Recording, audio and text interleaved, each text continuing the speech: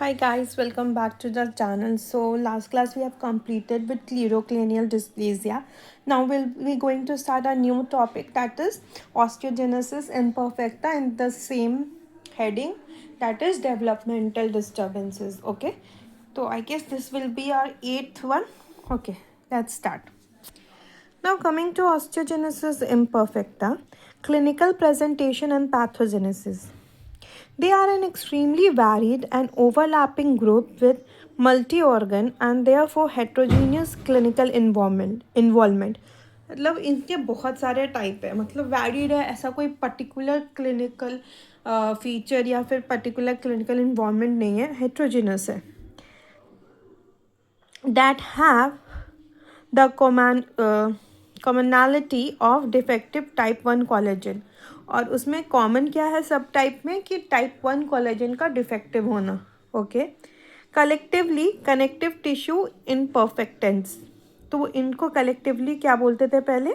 Connective tissue in perfectas. Okay, and earlier it was known as brittle bone and blue sclera disease. Osteogenesis imperfecta was earlier known as brittle bone and blue sclera.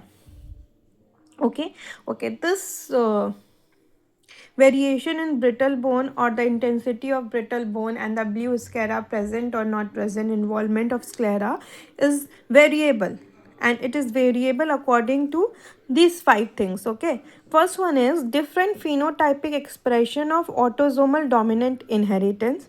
मतलब autosomal dominant inheritance होगा, लेकिन जो phenotypic expression होगा वो different होगा. Second is isolated cases of autosomal recessive inheritance.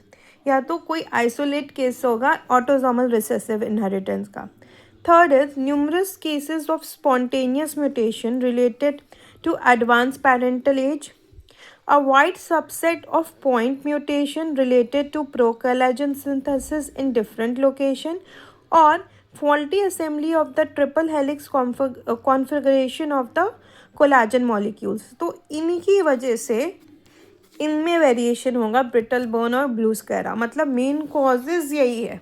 अगर ये हुआ तो किसी और टाइप का होगा, ये होगा तो किसी और. तो ये सारे मेन कॉजेज, या तो autosomal dominant, recessive, point mutation, spontaneous mutation, या फिर जो भी अपना कोलेजन का मॉलिक्यूल का फॉर्मेशन है उसमें defect. Okay, now the brittle bone result from normal mineralization of a defective type 1 collagen. Mineralization normal होगा, लेकिन जो टाइप 1 कोलेजन है वो डिफेक्टिव है, which does not have the elasticity of normal bone and is therefore prone to fracture following mild trauma. तो ये जो defective collagen 1 synthesis होगा टाइप 1 कोलेजन का, उसकी वजह से बोन में इलास्टिसिटी नहीं होगी, जिसकी वजह से बोन ब्रिटल हो जाएगा and therefore prone to fracture following mild trauma. Now, blue sclera is due to decreased collagen fiber thickness and fiber diameter. तो कोलेजन फाइबर का थिकनेस डिक्रीज होने के कारण और डायमीटर डिक्रीज होने के कारण ब्लू स्क्लेरा दिखता है. allowing the retinal and uveal vessels and pigments to show through as blue. If noted, they will persist into adult life. और अगर ये प्रेजेंट हुए तो ये adult life तक persist होंगे blue sclera.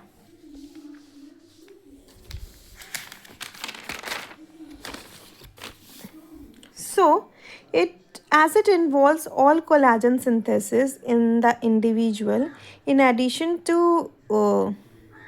fractures, they may also variably have aortic dilatations, joint hypermobility, bowing of long bones, easy bruising, and various dentogenesis imperfecta, that is DI.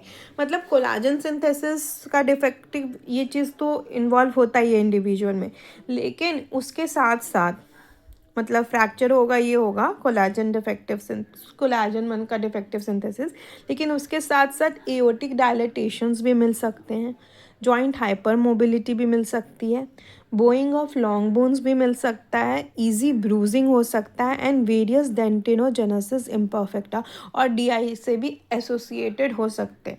तो इन सब के बेसिस में ऑस्टियोजेनेसिस इम्परफेक्टा के type decide होंगे, जो हम लोग नेक्स्ट क्लास में पढ़ेंगे। Okay, till then like share subscribe and comment. Bye.